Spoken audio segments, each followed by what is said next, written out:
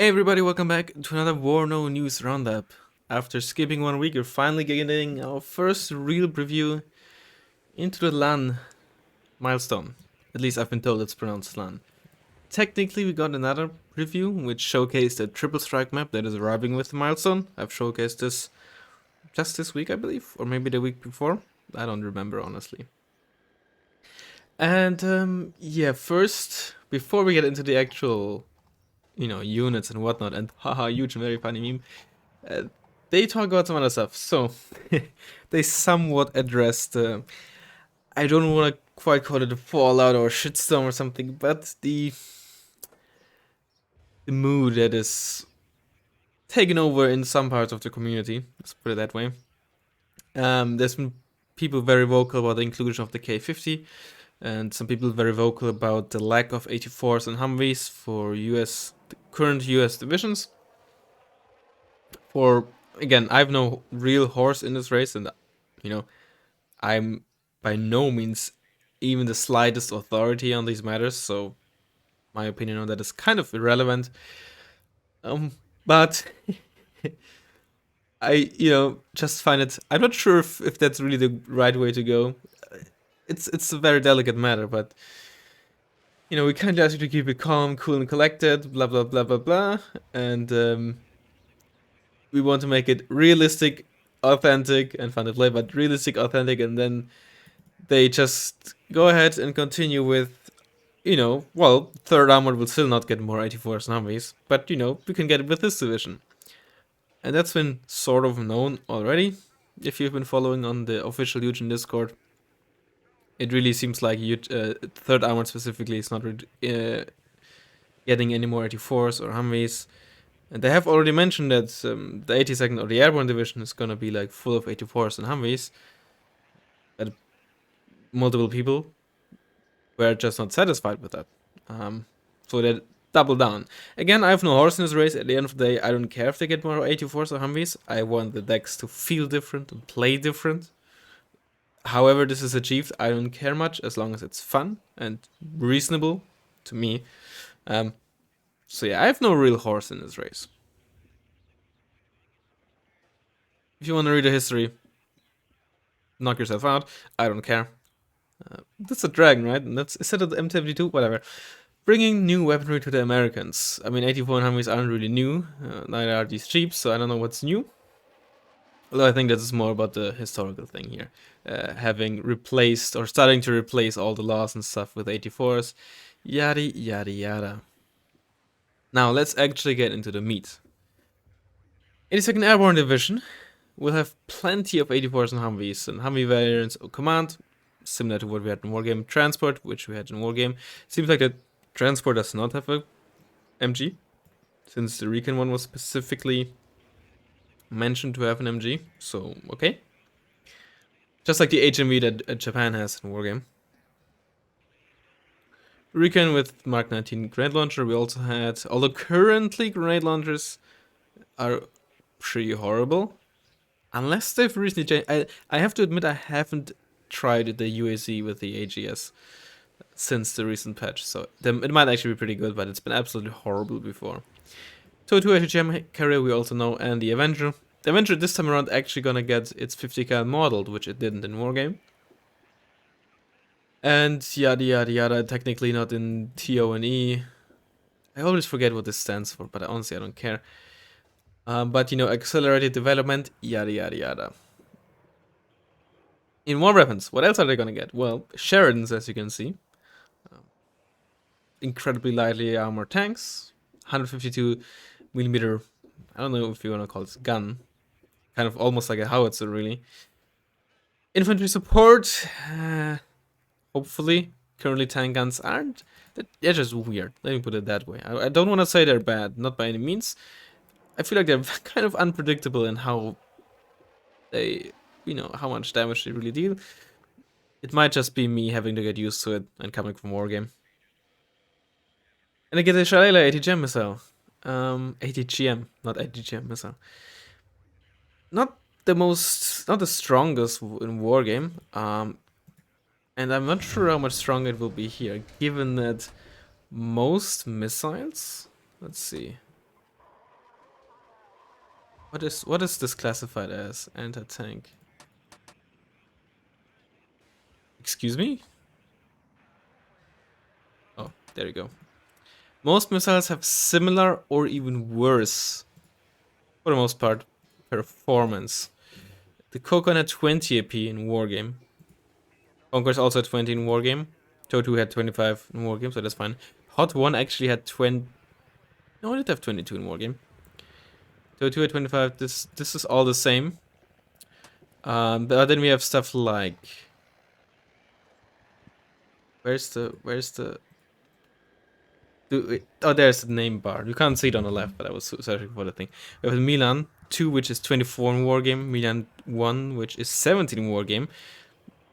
So kind of like hard to guess, but in Wargame, let me just open it up real quick.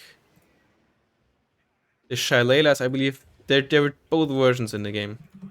And I believe they had 16 and 13 AP respectively. And on the Shailelas, yeah, 16 AP. And oh no, they both have 16 AP, just accuracy and range differences. Okay. Yeah, of course, this doesn't have to be any indication whatsoever. AP is you can probably expect similar AP performance, I reckon. Typically, Eugen isn't incredibly accurate with these. Some stuff is a bit overmodeled, some's a bit undermodeled. But I think 16 AP is roughly what we can what I would expect. At the end of the day, we don't know, right? But it might just be one of those few missiles that they just grossly underestimated. I think the Dragon is another one, in Wargame at least. Anyway, that's what we're gonna get. In Wargame, the Sharons weren't particularly great, honestly. Given how, at the moment, all tanks are standardized with 10 RPM, this might be, for the time being, an incredibly strong fast 4 tank. And Wargame is only at 6 RPM, but incredibly high HE. Yeah, I think IRL, the actual rate of fire was something like 2. Or maybe 4, but very, very low. We'll see. It's, you know, I think how good or bad the Shailela is gonna have a big impact on this unit. And of course, in Warno, Eugen has gone the route of not really allowing recon tanks. So we presumably will not get a recon version of this, just like we didn't get a recon Leopard, even though it was used as like a sort of recon unit, but yeah. Because in Wargame, the most used Sheridan was actually the recon version, the ACAV. Yeah. I think though, I assume doesn't specifically say here. I wouldn't be surprised if this is, however, allowed in forward deployment. We'll see. Tote guns, howitzer, mortar, and pivots essentially. Alright. Various helicopters, H-58s, H-1s and H-64s, H-1s with Stinger, H-1 with 127mm rockets. Those are big. We don't even have those in Wargame, right? And then I don't think any Blue 4 deck has access to these large rockets. Only Red 4 has like the 122 on the S-13s? And then we have whatever the Plowman has. Little Birds as well. F-11s, F-16s, F-15s, F-4s, A-10s. At the end of the day, it depends like price, availability, veterancy, and the loadout, so hard to really say. You can probably assume the F-11s are going to look very similar in terms of their payload and other stats, of course, and the F-16C, but yeah. M15C as well, though, presumably also with AIM-120s, I guess. So it's the third armor. It's not going to be the only division with that unit anymore. Forward deployment. So currently, all recon units have forward deployment, and the current paratroopers. So West German and East German Fallschirmjäger. Now, as an Airborne division, it formations infantry and some with cruiser weapons. Okay, Sharons are excluded. Available in forward deployment. Okay, fairly self-explanatory. They also have a few heliborne powers, so like the arrow rifles, which are not having access in forward deployment with helicopters, which will already increase the recipe for unsportsmanship behavior. uh, it's just one little thing that this actually depends on the map. Like on stuff like on most 1v1 maps, even 2 ways. I think the only real exception is probably Dark Forest, Black Forest. You know, the broccoli map. On every other map, in 1v1, I'm not talking about team games, although there it also depends on the map. On these maps, currently, forward deployment is essentially always faster in a jeep or a truck, because helicopter has to lift off first, takes much longer to accelerate, needs to decelerate, needs to land, and yada yada yada. And is of course much more vulnerable, especially to other helicopters or long-range AA versus helicopters. So in 1v1s, you're virtually never faster when you have access to forward deployment to use helicopters in forward deployment. Exception, of course, is if you want to fly around the map, or again, bigger, much bigger maps, Black Forest, sorry, Dark Forest, Black Forest, whichever. And of course, some of the big team maps. That is a different discussion. But even on the big maps, I know you can only see half the screen, right? But like, Iron Waters, most of the big maps are wide rather than deep. Guys are probably, but like, the thing is, most maps essentially have the whole front line be covered by zones. Especially like if you look at Iron Waters, look at the loop, right? From left to right, it's all zones, zone, right? Not a whole lot of really flank around, not a lot of dead area like we have on the normal death row, right? We have these forests here. Can you see this? Is this not? Okay, this is not covered. This is, of course, where flying around with helicopters makes the most sense. Because, again, even on Iron Waters, let me just double check. I might be wrong here. Let me take this stack here. I'm pretty sure you're still faster with jeeps and trucks than with a helicopter in forward deployment. Right? Because, okay, you know, I think I'm gonna take back what I said. Maybe I'm not gonna take back what I said, right? Let's take these two. And these two. Because the issue is in Warno, just unload you like here, a bit past the, let's say, front line. I should... because just look at this massive advantage these jeeps have, right? Because in Wargame, of course, you can start your helicopters above forests, so they immediately start in the air, for better or for worse. Okay, so they now pulled ahead, but let's see how long it takes to land. Now, of course, currently that's not a big issue, because if helicopters get destroyed, you can just instantly unload the Fallschirme or the troops inside. It's just absolutely ridiculous. But I don't think that's what we should take as a base.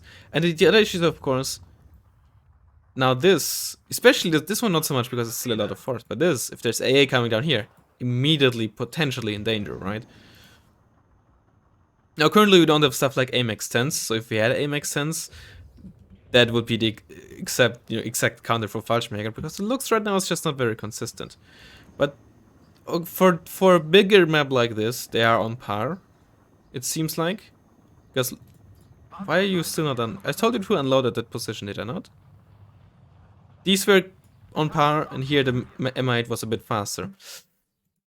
So yeah, on bigger maps, it can be an advantage, but even on a map like this one, not so much. I assume stuff like Dark Forest is probably gonna be the most noticeable one. And of course, like I said, on maps where we have a lot of dead area, where you can make use of that, the fact that helicopters are not affected. So, yeah. At least currently, I don't think it's like really a huge issue, but we don't know, of course, all the maps that are coming, so maybe they're just taking preventative measures, in which case, sure.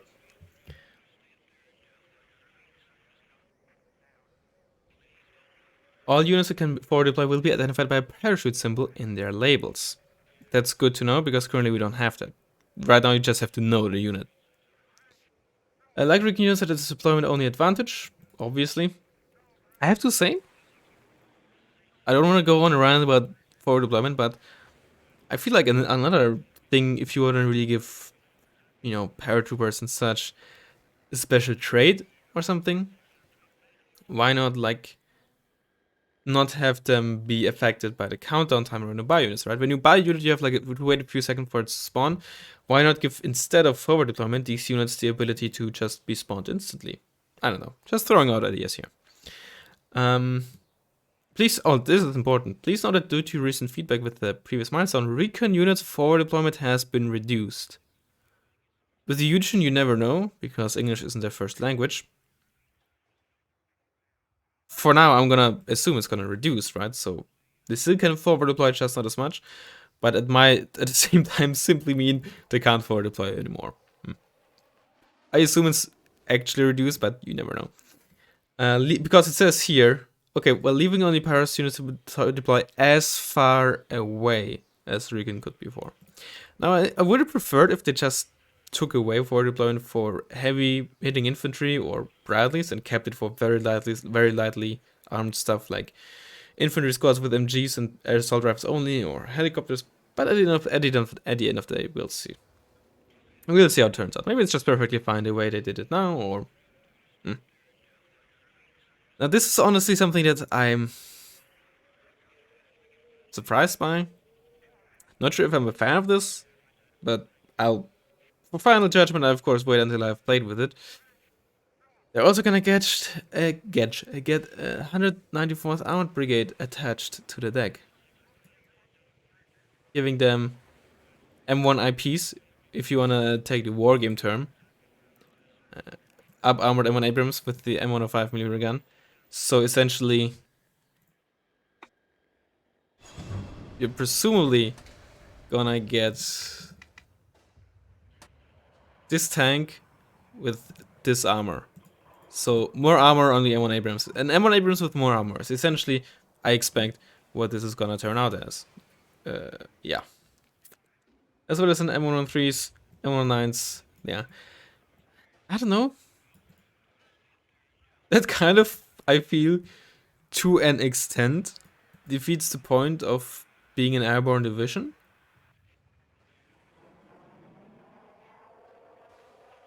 But maybe that's just me.